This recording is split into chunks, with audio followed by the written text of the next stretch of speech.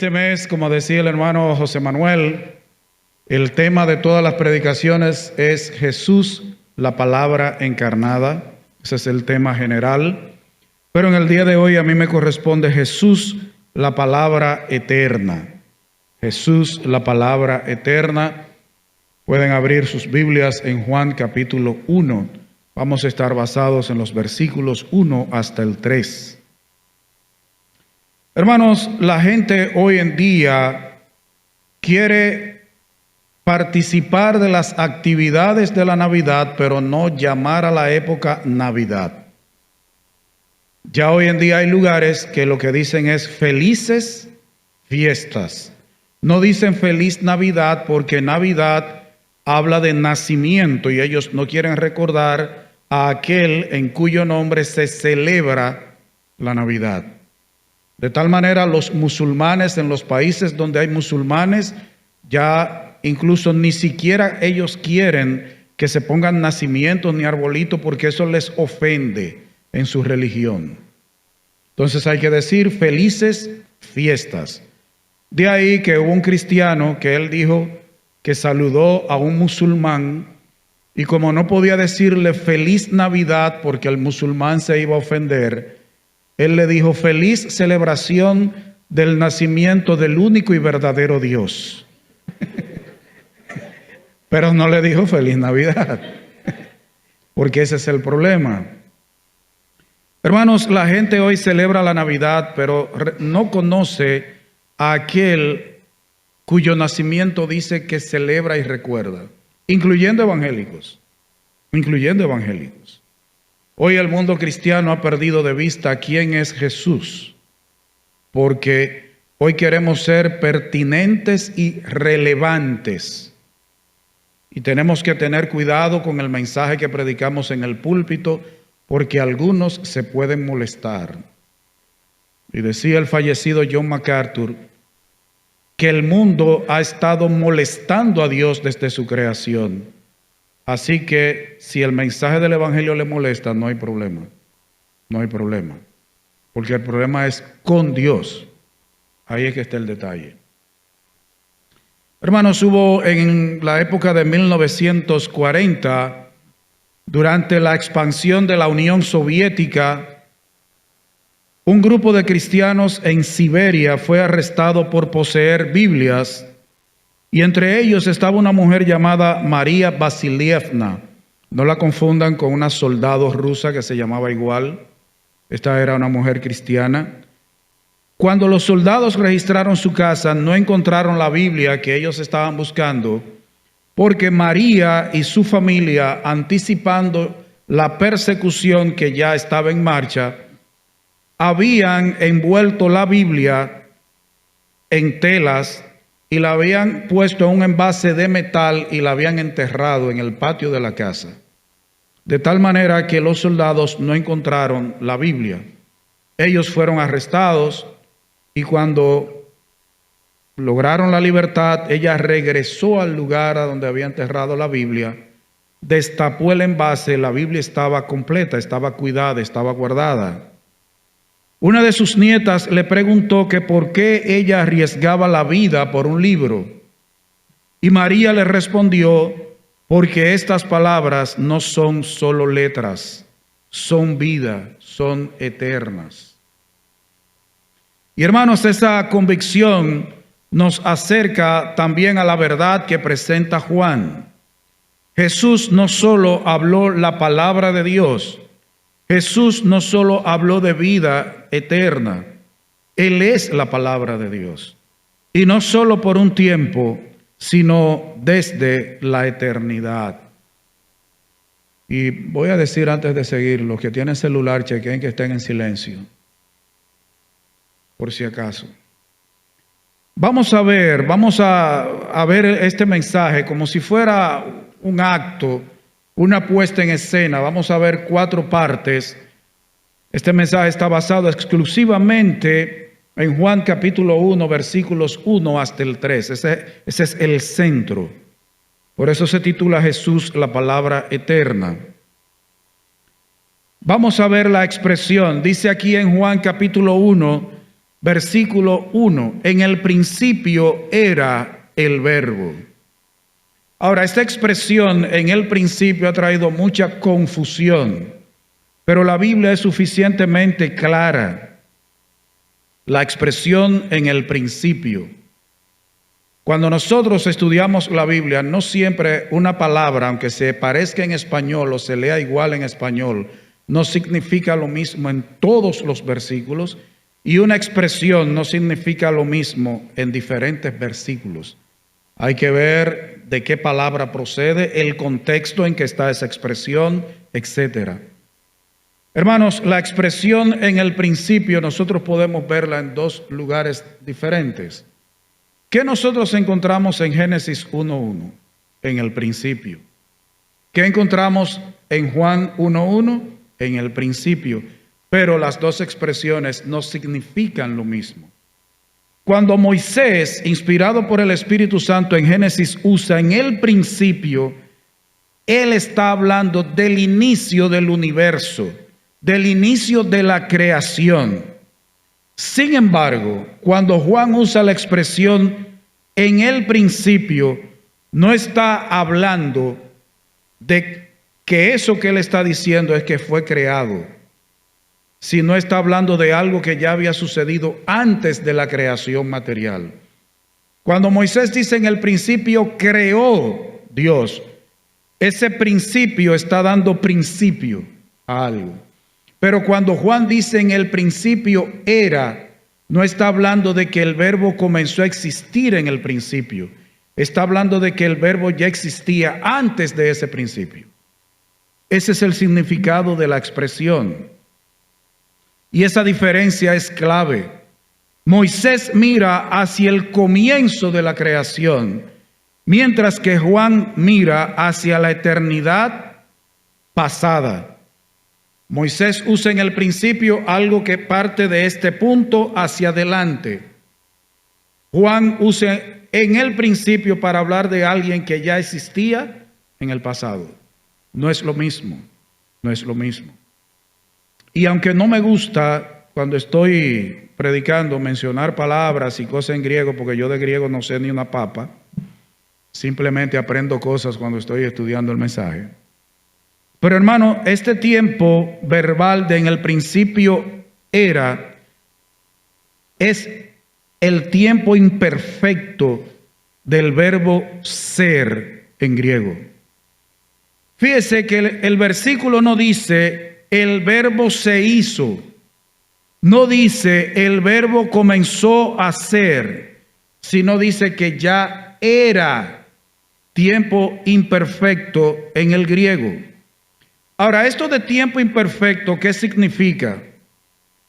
Significa que algo comenzó, algo existe y sigue existiendo en el presente. No que comenzó, sino que viene del pasado, sigue en el presente y posiblemente continúe en el futuro. Cuando se usa en el principio era el verbo, se está hablando de algo que ya tenía existencia antes de que hubiera tiempo, hubiera espacio, existiera la materia. Ya el verbo estaba. Hermanos, una ilustración que no es muy exacta, pero que podría ayudarnos a entender. Nosotros tenemos las elecciones, normalmente son el 16 de mayo, aunque ahora lo cambiaron al primer domingo, segundo domingo de mayo. Pero no es lo mismo decir que el día de las elecciones, fulano ganó las elecciones, a decir que el día de las elecciones, fulano era el presidente de la Junta Central Electoral. Uno comenzó, ganó las elecciones ese día. El otro ese día ya era el presidente de la Junta Central Electoral. No se hizo presidente ese día. ¿Ven la diferencia? Uno era y el otro comenzó ese día. Eso es una ilustración que no es muy exacta, pero nos ayuda a tener un poco de luz. Ahora, hermano, ¿qué implicación tiene esta expresión? En el principio era. Bueno, tiene varias explicaciones y tiene implicaciones. Esto habla de la preexistencia de Jesús. Y hermanos, déjeme decirle, esta es una doctrina fundamental. Nosotros no jugamos con esa doctrina. Nosotros podemos tener diferencias doctrinales de si la Santa Cena debemos celebrarla en la noche o si hay iglesias que celebran la Santa Cena en la mañana. Ahí podríamos tener diferencia, aunque sería un santo desayuno, pero hay iglesias que lo hacen así. Pero hermanos, en esto que tiene que ver con la preexistencia eterna de Cristo, nosotros no jugamos. Es una doctrina capital, fundamental, base de nuestra creencia. Y en eso no jugamos. Y esta expresión en el principio era, tiene la implicación de que Jesús no es un ser creado. El verbo no es un ser creado. El problema viene, hermanos, cuando nosotros confundimos y mezclamos la naturaleza divina de Jesús y la naturaleza humana de Jesús. Ese es un problema al estudiar a Jesús. Debemos entender que en Él coexistían dos naturalezas.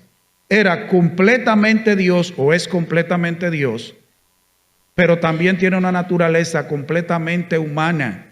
Y sigue existiendo esa naturaleza, pero glorificada.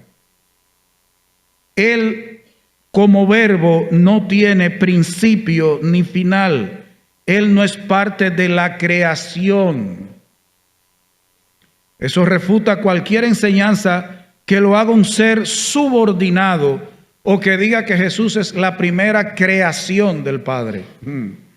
Y hermano, hoy en día yo he renunciado a escuchar algunas canciones cristianas, porque si usted no las analiza a la luz de la palabra de Dios, puede estar cantando disparates. Y de hecho, hoy hay muchas canciones cristianas que son antibíblicas. De hecho, hay una cantante que dice que es cristiana, que cree en el unicitarismo, que ellos dicen no que Jesús tiene existencia eterna, sino que Jesús es una de las manifestaciones con que Dios se presenta a veces. Usted ve lo peligroso de esa creencia.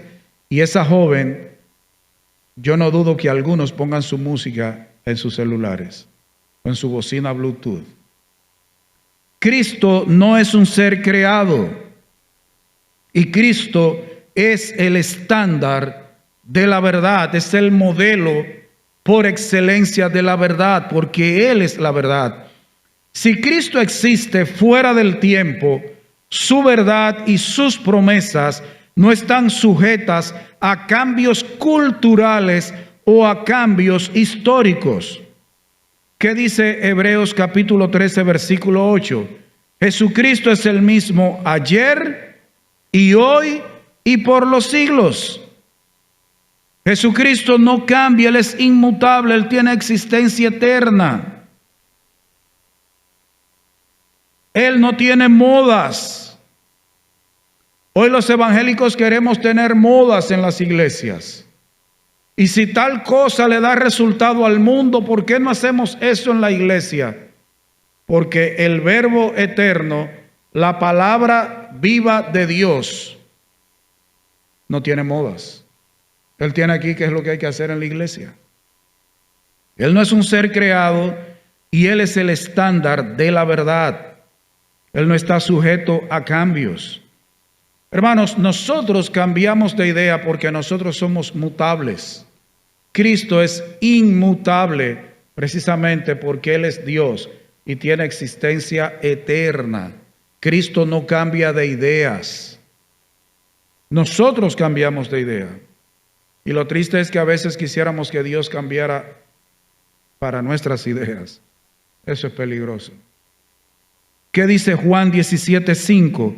Ahora pues, Padre, glorifícame tú al lado tuyo con aquella gloria que tuve contigo antes de que el mundo fuese. ¿Y qué dice Colosenses 1:17?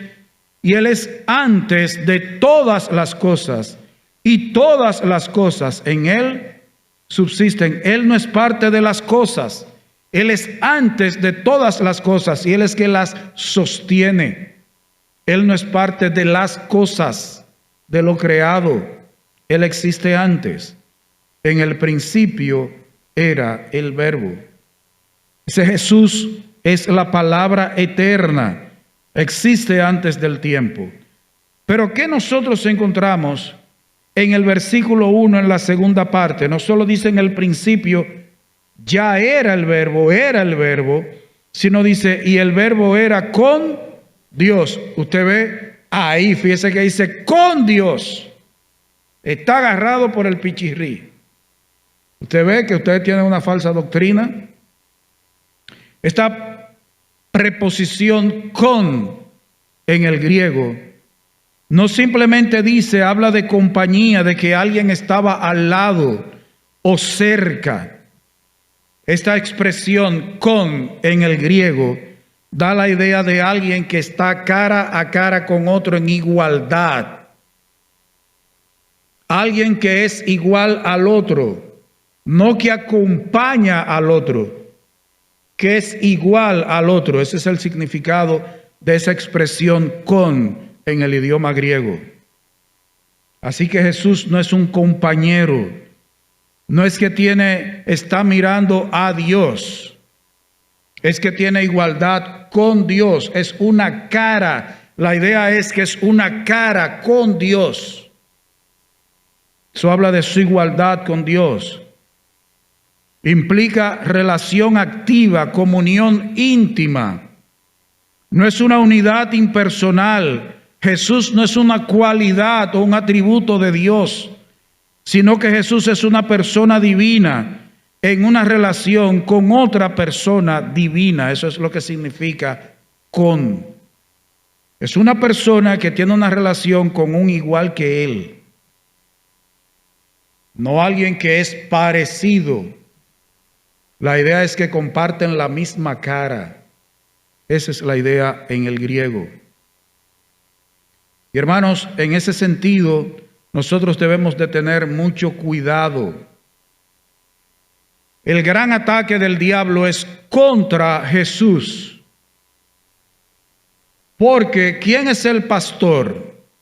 Jesús es el pastor. El príncipe de los pastores no era Spurgeon, es Cristo. Si usted ataca al pastor y destruye al pastor, ¿qué pasa con las ovejas?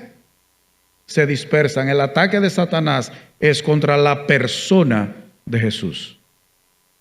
Porque si él logra atacar a Jesús y que la gente crea sus mentiras, entonces van a abandonar toda la verdad y se van a ir tras la mentira. Hermanos, nosotros debemos aprender a establecer distinción y relación entre las personas que componen la deidad. Este versículo establece la base para la Trinidad. Usted y yo no vamos a encontrar la palabra Trinidad en el Nuevo Testamento, pero está descrita en toda la palabra de Dios. Nosotros encontramos que hay distinción de personas. Existe el Padre, el Hijo y el Espíritu Santo, pero no existe separación de ser. El Padre, el Hijo y el Espíritu comparten el mismo ser, la misma naturaleza, la misma esencia. ¿Cómo Dios lo hace? Eso no es ni tu problema ni el mío, ese es el problema de Él. Tú y yo o lo creemos o no lo creemos. ¿Cómo lo hace? Nuestra mente nunca, hermano, mire, la eternidad no bastará, ni nuestra mente dará nunca, ni cuando estemos en cuerpo glorificado, para entender cómo Dios, teniendo una sola esencia, es tres personas al mismo tiempo. No existe separación de ser. La relación padre-hijo no comenzó en la tierra. El que nació ese niño fue que el Hijo se hizo carne, vino a habitar en ese cuerpo, pero el Hijo existía antes de ser engendrado en María, ese cuerpo material. Existía como Dios en su esencia. Y siempre tengo que recordar un mensaje del hermano Timothy Keller aquí. Los pastores que fueron a adorar, a visitar al niño, vieron un niño.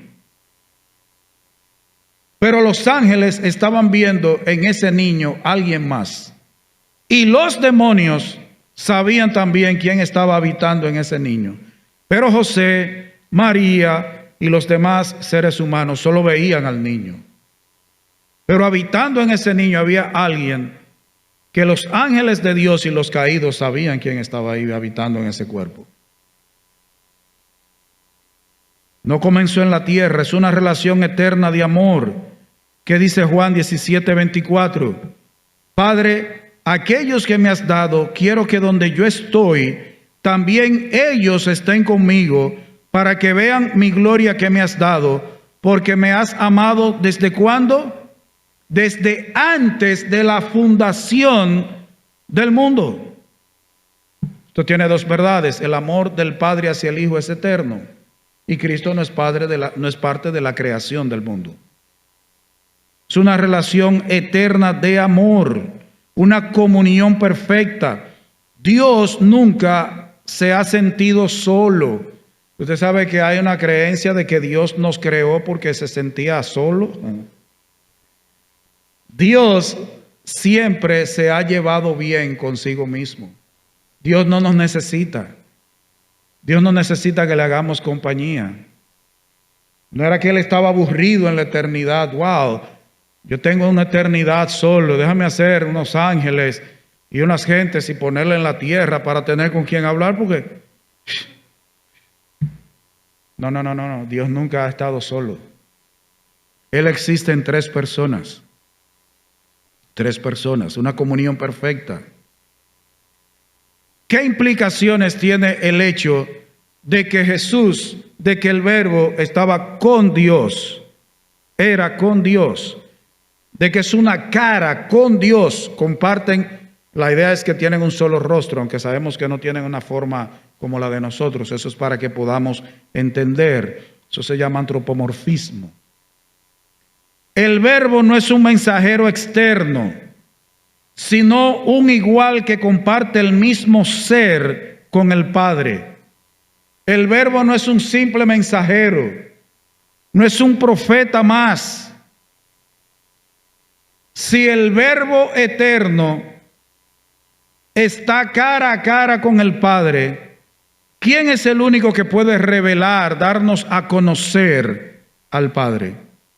El Verbo. A Dios nadie le vio jamás. El unigénito Hijo que está en el seno del Padre, Él le ha dado a conocer. ¿Quién es el único que puede darnos a conocer a Dios? El Verbo. Pero entonces miren la relación. El Verbo está cara a cara con Dios, es uno con Dios. Nos da a conocer al Padre. Pero el Espíritu Santo, que es uno con el Padre y el Hijo, toma de lo del Hijo y nos lo hace saber. ¿Usted ve la relación que hay entre las personas de la Trinidad tan estrecha? La comunión. La Navidad no se trata de cerdo. Y algunos porque no pueden con el cerdo, un pollo horneado. La Navidad debe recordar a Jesús. Y debe apuntar a Jesús. Si usted la quiere celebrar, la Navidad no tiene nada que ver con San Nicolás. De hecho, yo tengo esta camisa roja porque Blanca me la sacó porque me la dieron y tengo que ponérmela. Pero este rojo no es por Navidad. Porque el que tiene el color rojo, ¿quién es? Es San Nicolás. Y San Nicolás es un viejito barrigón que no tiene nada que ver con Cristo.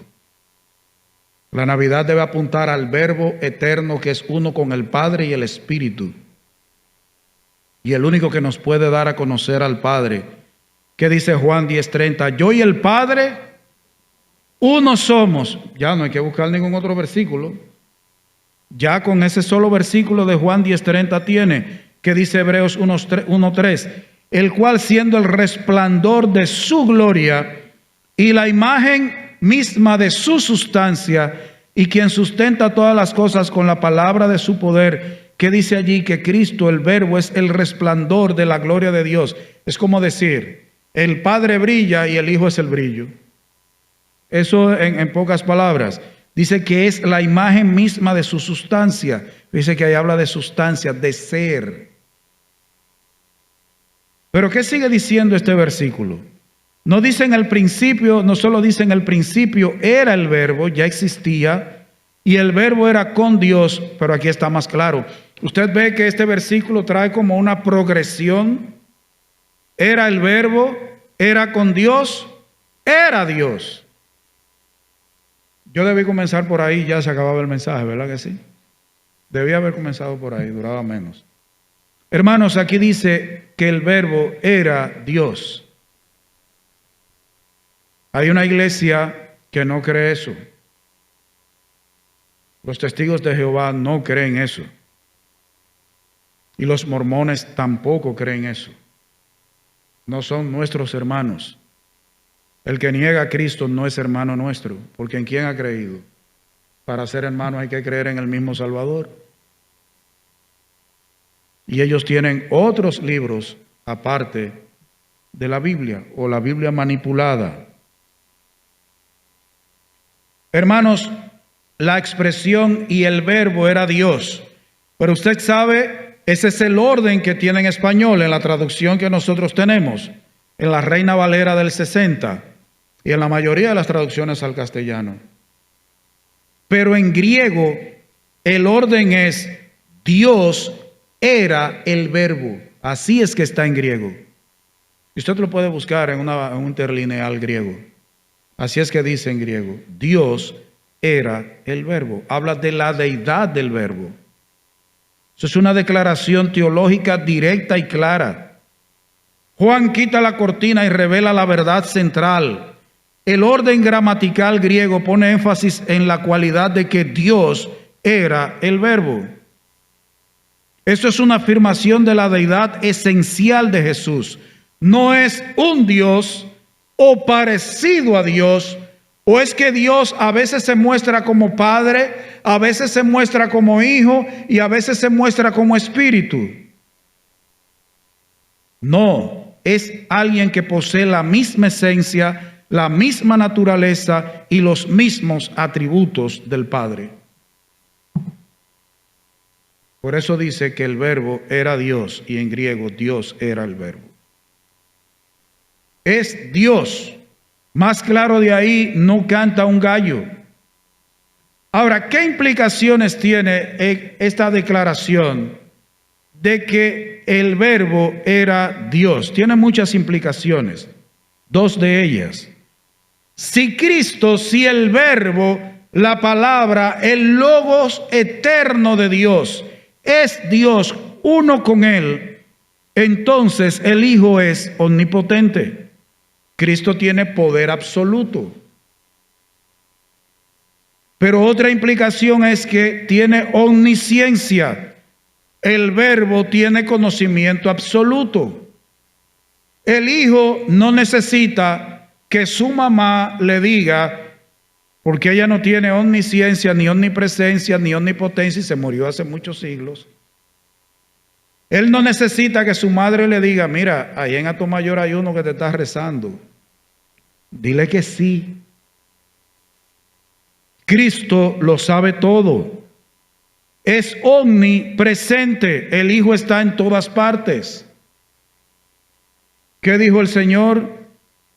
Que donde estén dos o tres congregados en su nombre, su presencia, porque Él es omnipresente. De hecho, nosotros a veces no entendemos bien la omnipresencia.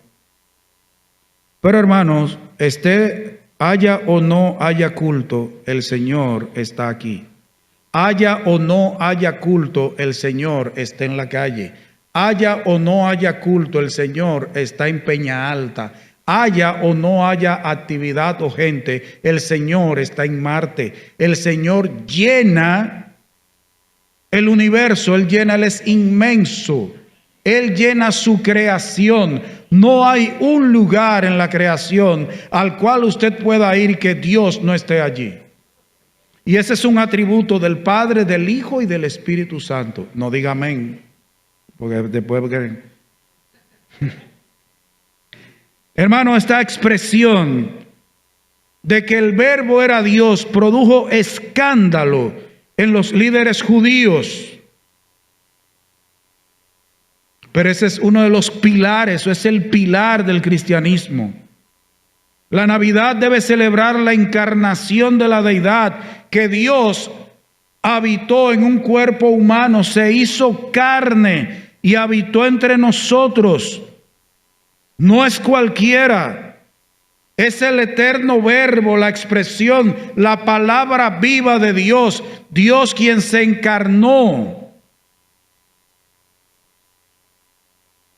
Creo que ya no lo hacen, pero cuando Bruno y yo éramos muchachos, a poner a alguien cerca ahí andaban con el niño Jesús y cantaban: ábrame la puerta que estoy en la calle, y dirá la gente que esto es un desaire, a las arandelas. Entonces el niño se quedaba en la mesa de la sala 2 o 3 días, y eso era una reverencia y un respeto porque el niño Jesús estaba ahí.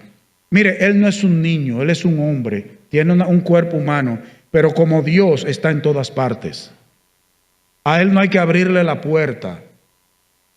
Al Señor, el Señor no toca puerta de casa y dice que ábrame la puerta. No. Él es omnipresente.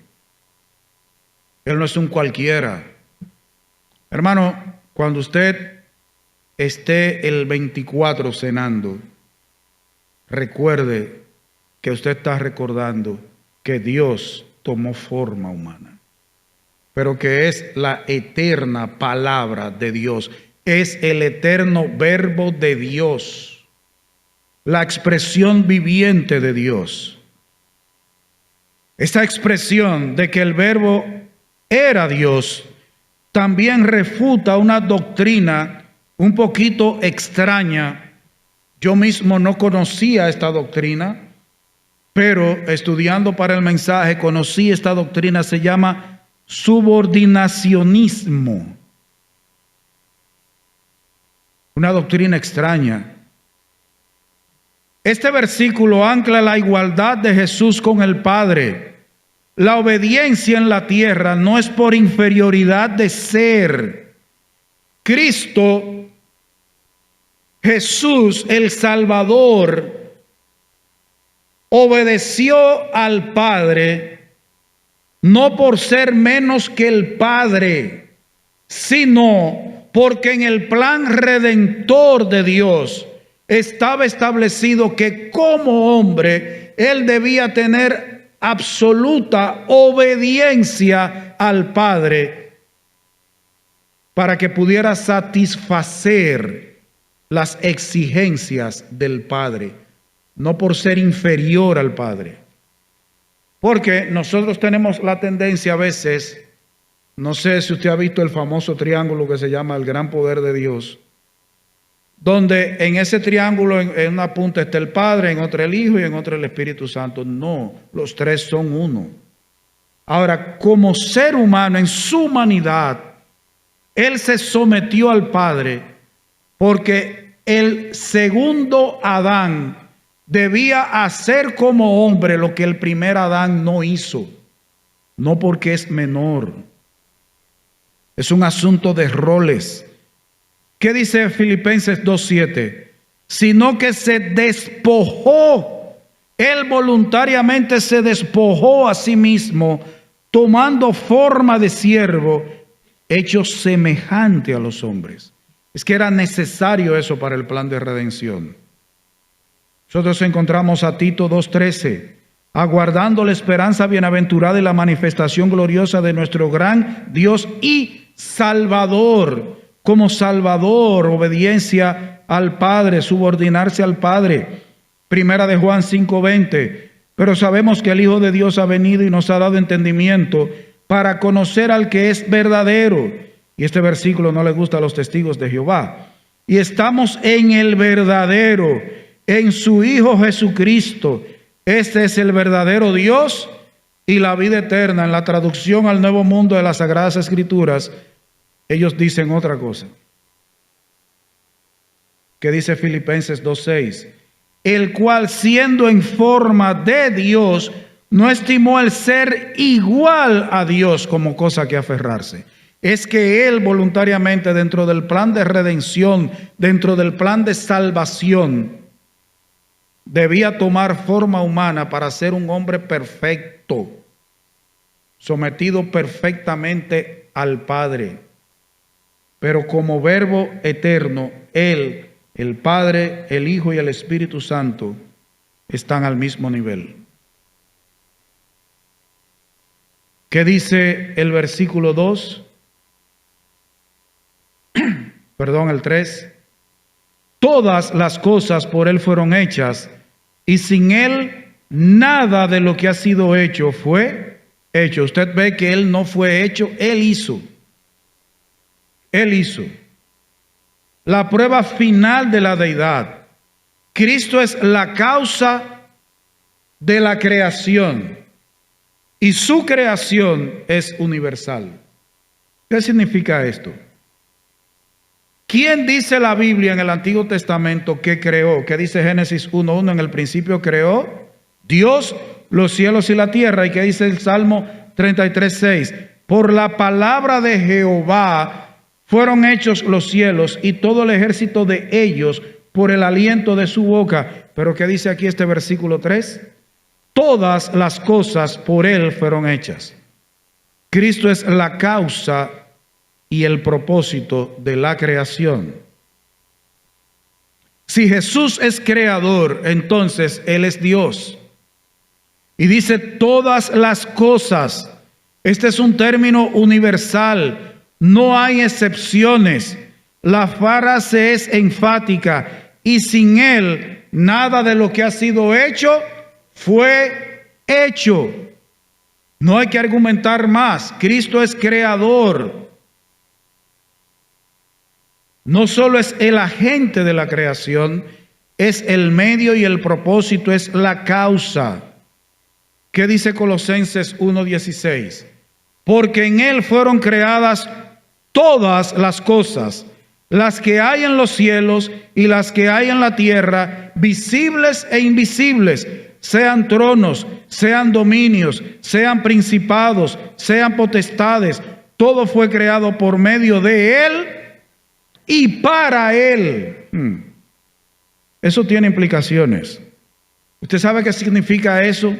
Que cada estrella, cada ley de la física, cada célula de tu cuerpo, no solo le deben la existencia a Cristo, sino también el propósito de por qué fueron creados y hemos sido creados. Hermanos, todo lo que existe ha sido creado por Cristo, para Cristo. ¿Para quién hemos sido creados tú y yo? Para Cristo. Para Cristo. No para gobernarnos. Es para Cristo. Él es el medio, la causa y el propósito de la creación. El verbo eterno. Eso es lo que dice aquí. Eso es lo que dice ahí. Él es Dios. Solo el Creador tiene poder para redimir. La resurrección es la capacidad para rehacer su propia creación. Que dice 2 Corintios 5:17. De modo que si alguno está en Cristo, nueva criatura es. Las cosas viejas pasaron y aquí todas son hechas nuevas. ¿Quién es el único que puede hacer una nueva criatura? ¿Que puede hacer un hombre nuevo? Dios. En la persona del Hijo.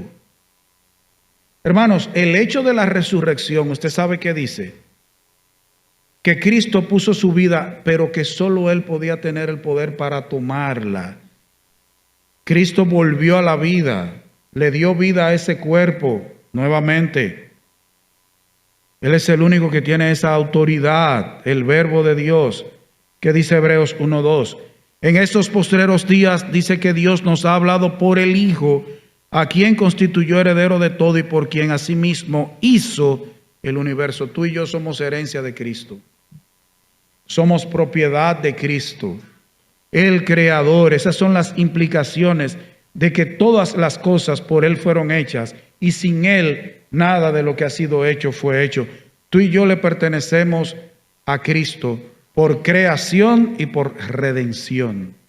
porque nos creó y porque nos ha redimido. Somos propiedad de Él. Ahora, hermanos, yo les dije que esto se componía de 4 partes. La primera pieza, el verbo era, en el principio era, habla de su existencia eterna. Vimos también que el verbo era con Dios, habla de la relación personal divina.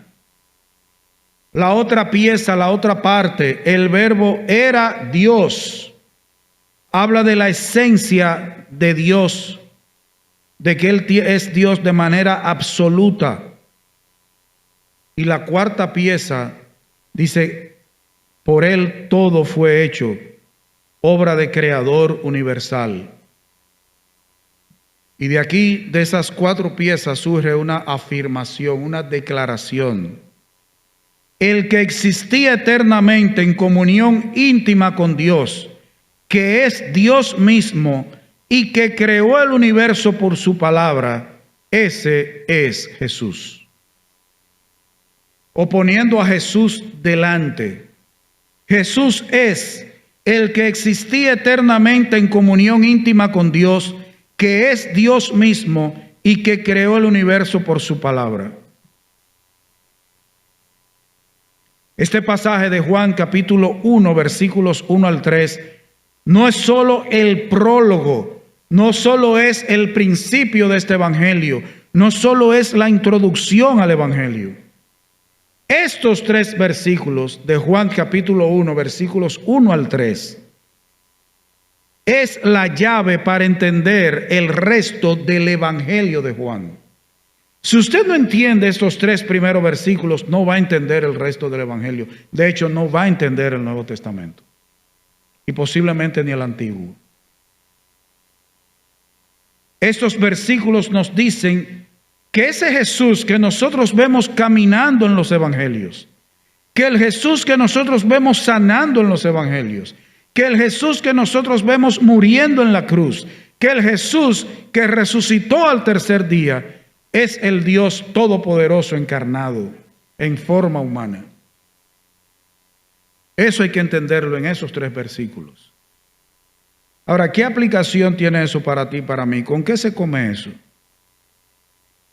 Porque yo lo que estoy viendo es que están los bombillitos, está el arbolito, voy a ir a donde los chinos a comprar unas luces más baratas.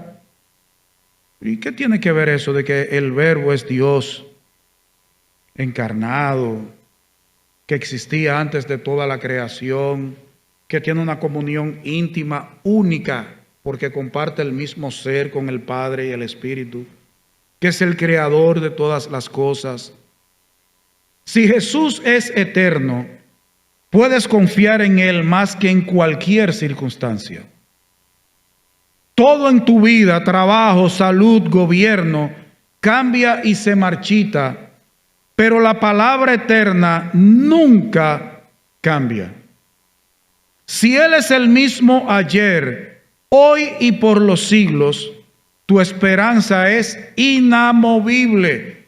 El que cree en Cristo tiene puesta su esperanza en Dios mismo, que es eterno, es inmutable y es inamovible. Como les dije, no tiene modas.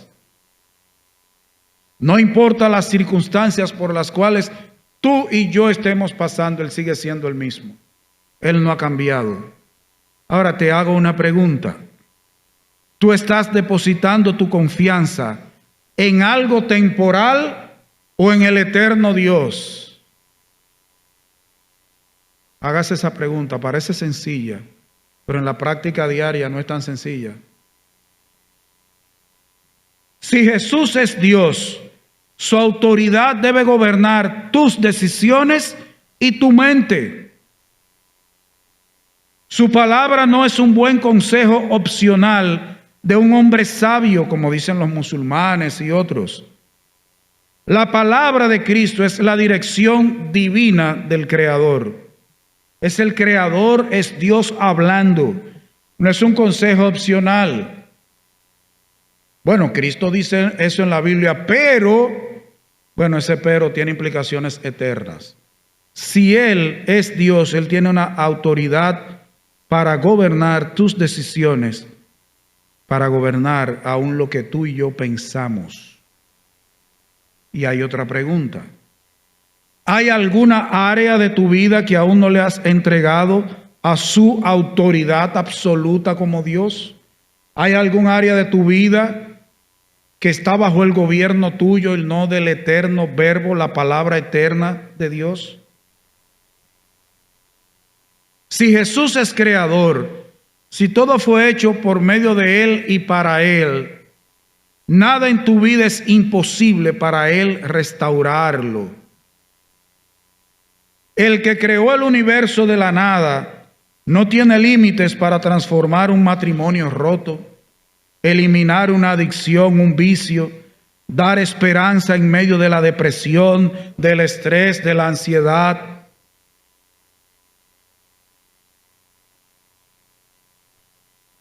¿Qué dice Jeremías 32:17? Oh Señor Jehová, he aquí que tú hiciste el cielo y la tierra con tu gran poder y con tu brazo extendido.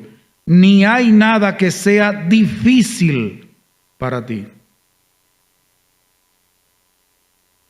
¿Estás tú poniendo límites al poder del Dios creador en medio de tu necesidad, de tus problemas?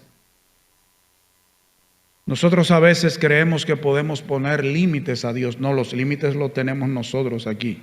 Nosotros lo que debemos creer, lo que Él dice aquí de Él mismo y de su obra, de quién es Él, de su amor eterno e incondicional para nosotros, si realmente hemos creído en Cristo como Salvador y Señor. No por venir a sentarnos y ser religiosos, no, por creer en Él.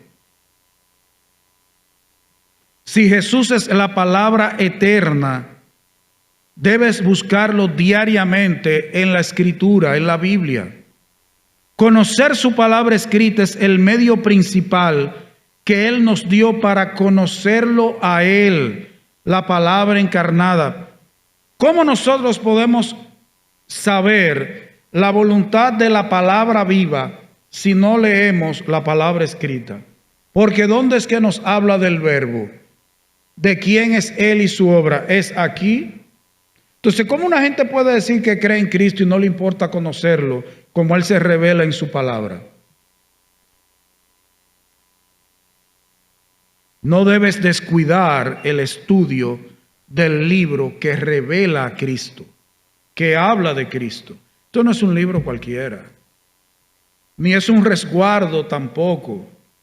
Hay cosas a veces que la gente publica, que fulano que se armó un tiroteo y él llevaba un Nuevo Testamento de los Gedeones en el bolsillo y que le dio una bala al Nuevo Testamento, pero a él no se le pegó. No es por eso que la palabra de Dios debemos estudiarla y es buena. Es porque es la palabra de Dios, aunque el tiro siga y atraviese el Nuevo Testamento y lo mate. Que se armó un fuego y cuando fueron, lo único que quedó que no se quemó fue la Biblia. Y ya por eso es una bendición. No, es una bendición porque es la palabra de Dios, aunque se vuelva polvo. De hecho, déjeme decirle que la Biblia no es el único libro que no se quema en un fuego. Si usted le pega fuego a algo y está bien aprensado, los libros tienden a no quemarse, no solo la Biblia. Así que no se lleve de esas cosas. Eso no es lo que hace que este libro sea bueno. Es bueno porque viene de Dios. Hermanos, Cristo es la palabra eterna. Cristo no comenzó su existencia el día que fue engendrado en María. Ahí comenzó la existencia de la parte humana, de la naturaleza humana de Cristo. Él como verbo era ya en el principio, cuando hubo principio de la creación material, Él era. Era con Dios, es Dios y es el creador y sustentador de todas las cosas. Ese Cristo no lo conoce el mundo. El mundo da aguinaldos, pero es para pasar el rato, para beberse un pote, para que le den para irse a beber. Tú y yo somos los que debemos conocer quién es Cristo y por qué Él nació, se encarnó y nació en una ocasión. Ya él no es un niño. Ya él no es el niño Jesús. Él se hizo adulto. Pero estudiemos estos versículos en oración y otras porciones de la palabra de Dios que dan apoyo a estos versículos. Vamos a orar. Señor, te damos gracias en esta mañana por tu palabra. El mundo celebra fiestas, el mundo tiene música, el mundo tiene bebentinas, comilonas y menciona a Jesús en medio de todas esas prácticas, pero no conoce al verdadero Jesús, al que tú nos muestras en tu palabra. Yo te ruego, Señor, para que tu Santo Espíritu haya ido trabajando en los corazones de los hermanos y para que, Señor, siga trabajando, nos sigas mostrando, revelando a Cristo a través de tu palabra escrita, que conozcamos más a la palabra viva, hecha carne, a través de la palabra escrita. Ayúdanos a conocer realmente a Cristo, al verdadero Cristo, para que no estemos adorando a un ídolo en nuestros corazones. Quita la ignorancia de nosotros. Y Señor, que todas las predicaciones, las que habrá esta noche y las que habrá los domingos siguientes, hablen de Cristo, den la gloria a Cristo y tengan a Cristo como el centro. Él es la palabra eterna, es Dios encarnado. Graba estas verdades en nuestros corazones, en el nombre de Jesús. Amén. Dios les bendiga.